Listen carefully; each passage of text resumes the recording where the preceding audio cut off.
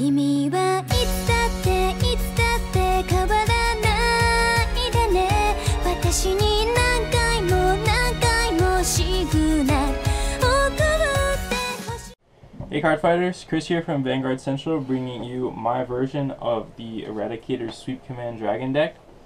Starting with the starter, we are not running the standard First Thunder Draco Kid. We are running Ambush Dragon Eradicator Linshu.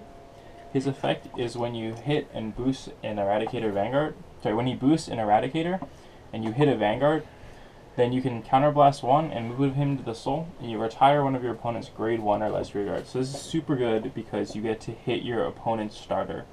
And with some starters out there being really strong, like Judge Vow or even your opponent's First Thunder Draco Kid, many decks really rely on their starter, so being able to hit that is super important. And if they do get to use their starter, you still get to hit a grade 1 with it. So it's pretty much never bad. Which is why I like to run him, because he just makes it a lot more consistent. So along with Linshu, we are running 2 of the First Thunder Draco Kids. And if you don't know his skill, he's really what sets up the Sweep Command combo. Which is, when your opponent's unit is retired, if you have a grade 3 or greater Eradicator Vanguard, then you get to check the top 10 cards of your deck for Eradicator's Sweep Command Dragon, and you get to superior ride him in the stand position. And that's important because it's in the stand position, so then if you do it during the battle phase, which is the whole goal of the deck, you get to attack again. And that extra attack is going to take opponents' cards out of their hand and give you more with those extra drive checks. So it's just an insanely powerful combo, and that's like why so many people are excited about this deck. But why I don't run him First Thunder Draco Kid as my starter is because I found a lot of times it's just not as consistent, or it doesn't feel as consistent. Certainly it's an extremely powerful combo, but sometimes you're going to draw 3 sweep commands, and just having First Thunder Draco Kid as your starter when you draw or damage all your sweep commands is kind of underwhelming. I don't like that. I want it to be consistent, so even if I have all my sweep commands out, then having him in the deck lets me just keep him as a 10k shield, rather than being forced to have like a wasted card almost. So that's why I really like having the 2 in the deck and having Linshu as the starter. So then going into Sweep Command is obviously the other part of the combo. He has an on-ride effect, which is you get to suck up one of your Eradicators. So by suck up, I mean you get to put an Eradicator into the soul, one of your Eradicator's units, and put it into the soul, and you can retire your opponent's front row rear guard. And that's great. Sometimes you want to use that early to help control your opponent's aggressiveness, and it really combos well into his Limit Break 4 effect, which is when your opponent's unit is put into the drop zone, you can Counterblast 2 and Soul Blast 2, and then you retire an opponent's front row rear guard. You get to give him plus 5,000, and you also get a draw card.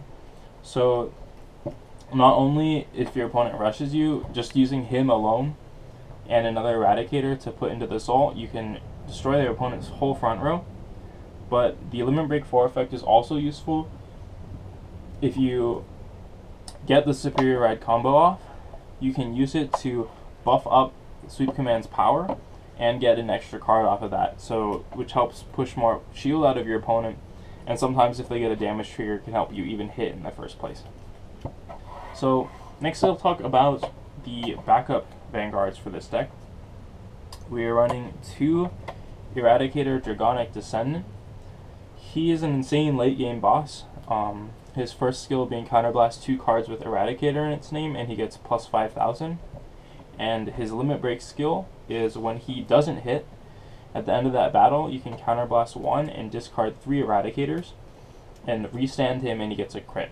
So in the late game scenario, when your opponent's at 5 damage, this can push out possibly even more cards than a Stride will, just by Counterblasting 2, making him 16k by himself and using that restanding power. And you can also steal a lot of games. If your opponent's at 4, you're kind of behind, but you think you can get a crit. If your opponent's at 4 and they don't have enough to guard both attacks, sometimes they'll just let it hit, so you don't get to use the effect. And actually a lot of times that happens, and so you can steal games with that, which is really good. And he's a great card overall. And But my issue with him was that he wasn't early game enough. Sometimes you don't stride with this deck, so you want to be able to use effects early game. So my solution to that was Eradicator Gauntlet Buster Dragon. He has a regular skill, not Legion, not Limit Break 4, not Generation Break, of Counterblast 2 Eradicators, and your opponent chooses one of their own rearguards and retires it. This can really punish your opponent for making those early aggressive plays, because they give you Counterblast, and you get to wipe out their field. And it synergizes great with his Limit Break 4, which is when your opponent's rearguard is put into the drop zone, you get this guy gets plus 3,000 and a critical, which means if they rush you and they don't have a lot of cards in their hand left, you can wipe out their field using his normal effects and some of the other cards in the deck, and you can get him up to 3 crits, 4 crits, and just end the game right there. The numbers, I'm still a little iffy about. While I do like Dragonic Descendant, I feel like he's not strong enough early game, and I don't really like to ride him early, so I did try for Dragonic Descendant for a while. I didn't like it, so I added Gauntlet Buster. This has been working pretty well for me, this 2-2 split, but I'm thinking about trying 4 Gauntlet Buster or 3 and 1, and I'm probably going to stick with one of those, but I'm not sure yet. So that's enough with the grade 3s. We'll go into the grade 2s. One of the most important grade 2s, probably the most important grade 2, is going to be Voltage Horn Dragon. And he's important because his skill is when he attacks and is boosted at Generation Break 1, Counterblast 1, and your opponent chooses one of his or her rearguards, and they retire it and then bind it face up. So the retire part is important, obviously, because of First Thunder Draco Kid, which you can get his skill off by using Voltage Horn's effect. And you don't have to hit or anything, you don't have to do anything like that, so you just get it off for free, which is super important. And that's why he's a key card, definitely a 4 of in the deck. Next in the grade 2s, is 3 Dragonic Death Scythe. Old but gold, his skill is Counterblast 2. When he's placed on Vanguard or Rearguard, you can choose one of your opponent's grade 2 or less rearguards and retire it. This serves 2 extremely important effects. The first is if you're being rushed, you get those counterblasts and you can punish your opponent for rushing you by getting rid of their front row, getting rid of important cards that they played, and then attacking back at their rearguards. And the second important role it plays is to get rid of key units your opponent has, like say Commander Laurel, or say you don't get Lynchu off but you want to kill their starter, then Dragonic Death Scythe is amazing at that, because a lot of the other retires in this deck are either your opponent chooses or you only retire the front row, so it lets you selectively hit the back row, which is super important in some matchups. And our last grade 2 is Fiendish Sword Eradicator Cho-Oh. His skill is when you kind of ride him, or sorry, not ride, when he's placed on Vanguard or Rearguard, then you can choose an Eradicator Rearguard and put it into the soul, you get to suck that up, and then you choose one of your opponent's front row and retire it. So, like Death Scythe, you can use him to really punish your opponent for going aggro. Like, say you don't get to use Lynchu's skill, so that's not Lynchu, you don't get to use Lynchu's skill, and your opponent punish and starts rushing you, you can just ride Cho-Oh or call Cho-Oh as a rearguard, suck Lynchu up, and really punish them for playing a bunch of attackers early game. So running 7 of those means your opponent really can't rush you.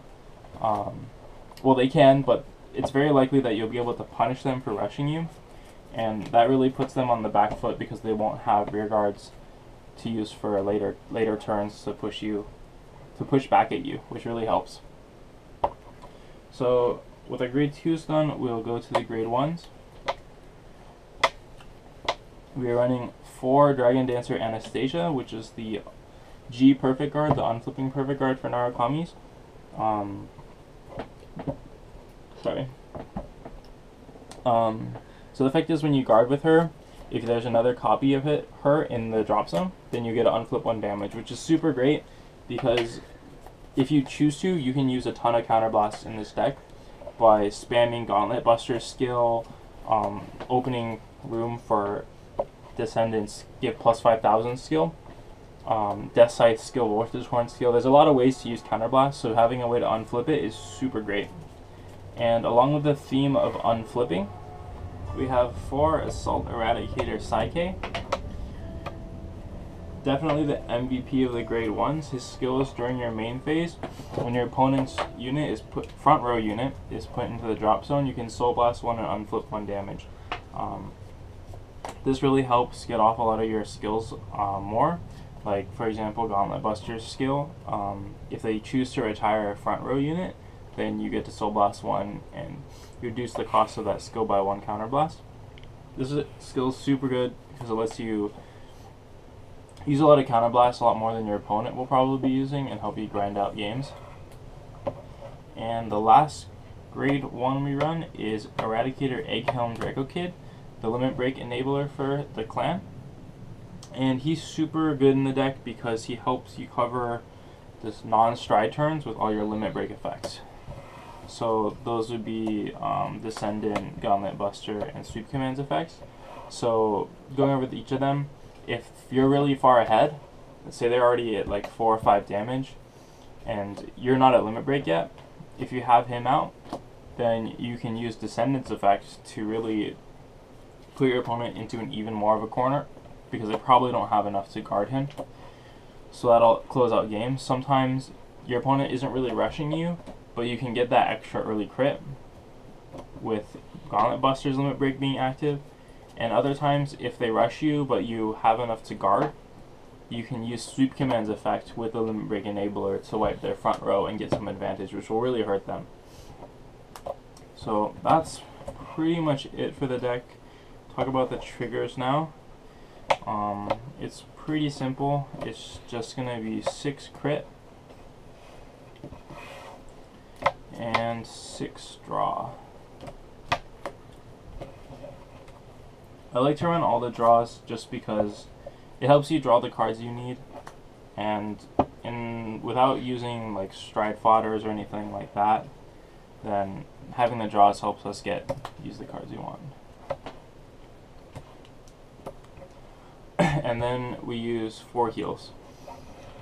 Just a few things I want to talk about, choices that I made for the deck that are different than the normal build. The first would be, I didn't use Chatura. If you don't know his skill, he's just an 8k that becomes plus 3000 on your turn, and he gets the effect that when he hits the opponent's Vanguard, then you get a Counterblast 1, draw a card, and bind 1. So it's really good against the Legion decks, but I chose not to run him in the deck because I wanted to make room for all the Cho-Os and the Death Scythes, because I think they play a more important role. A lot of times in testing, I found that the games I lose is either I'm rushing or I'm not getting Sweep Command off. So I want to be able to prevent my opponent from rushing me down. And so by taking out Chaturas, which can't hit the rear guards, it gives me more options to play like a bit more controlling. And the other thing is the stride fodder. I don't run the stride fodder because I thought a lot about the deck, and I decided that the normal plan where you either ride Descendant or Sweep Commands with First Thunder as your starter, and you're just striding either Zoras, you're using Voltage Horn to try to get First Thunder's skill off. The deck is kind of like a generic stride deck, but you're not getting the stride bonus effects off. So I decided to focus the deck less on stride, less on Sweep Command, to try to make the deck more consistent, and it's been working out well for me. So if you guys want to, I hope you try this deck out. If you want to see more content, more of our deck builds, please subscribe to us on YouTube. And if you want to help us out, please go to our Patreon, which is patreon.com/Vanguard Central. Become a patron. You can get access to things like a monthly Google Hangout video, or access to our live streams where we'll do, do matches on Cardfight area with our patrons. Oh, I almost forgot. D-Zone. For Lightning Dragon Knight Zoras,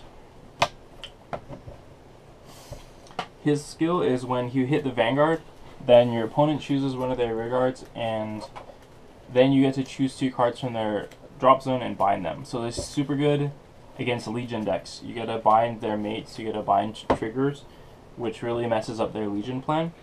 And it's also super important for your sweep combo, obviously, because if they let it hit, then First Thunder Draco Kid's skill is going to be going off. So if you get him early, and you don't have a lot of sweep commands out of your deck, then it's going to be pretty guaranteed that you get the combo off, and that's going to put your opponent in a really bad situation. So we run 4, especially in this deck, because I don't have First Thunder Draco Kid as my main starter. Being able to stride him a lot and then have them also available for late game when I want to go for the sweep command play is super good. And then we also run 4 Conquering Supreme Dragon Conquest Dragon. His skill is once per turn. You can Persona unflip him, so flip up another copy of him in the G zone.